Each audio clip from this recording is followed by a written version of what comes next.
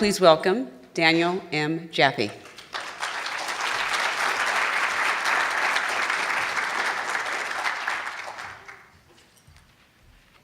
At this moment, in The Limits of Pleasure, Larry is looking at a $1 bill given to him by a man he just met who scrawled a phone number on it. And it reminds Larry of a moment many years ago when he first found out he was HIV positive. In God we trust. If only that were so, and he could. Larry crosses himself. It took weeks for the medicinal cocktail to kick in to effect its mere moderate improvement. How long does it take prayers? How many Hail Marys and Our Fathers finally to get out the damned spot of spots contaminating his blood?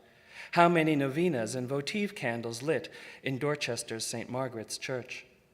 Every day for a year, that fourth year at Princeton after finding out, Larry would kneel in the nave of the neo-Gothic campus chapel with its stained glass windows and concrete columns, and would pray so long on bended knee that when later sitting in Firestone Library before Hamlet or Macbeth, Larry would know the pain of supplication all afternoon, the ache in those knees that had dropped so often to leafy park dirt or hard bathroom tile.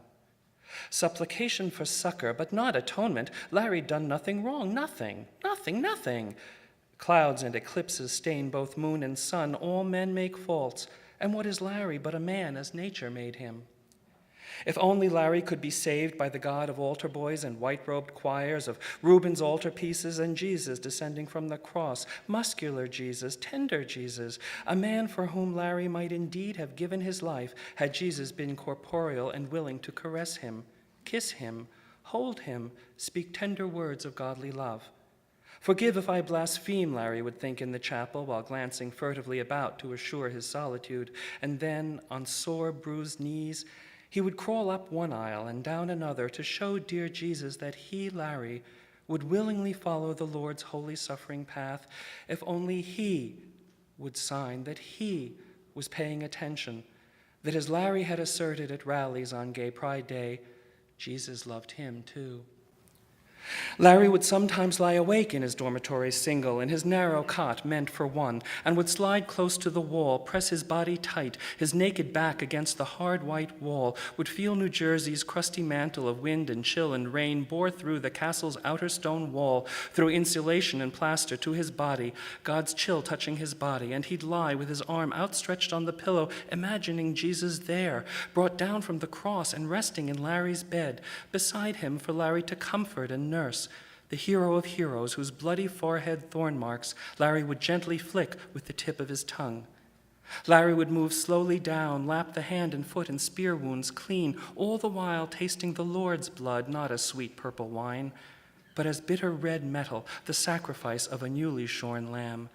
If only thus to have imbibed the plague, wouldn't Larry willingly die? He'd drift on those nights to innocent sleep, the balm of his hurt mind, and he'd feel Jesus pressing close, Jesus, the grave where buried love lives, hung with trophies of lovers gone.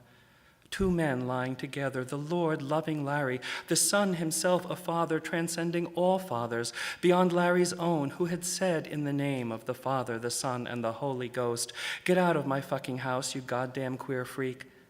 While Larry's mother stood in a cold, white kitchen corner, kissing the silver cross from around her neck, looking up as though for a sign that she should, just once, contradict Dad.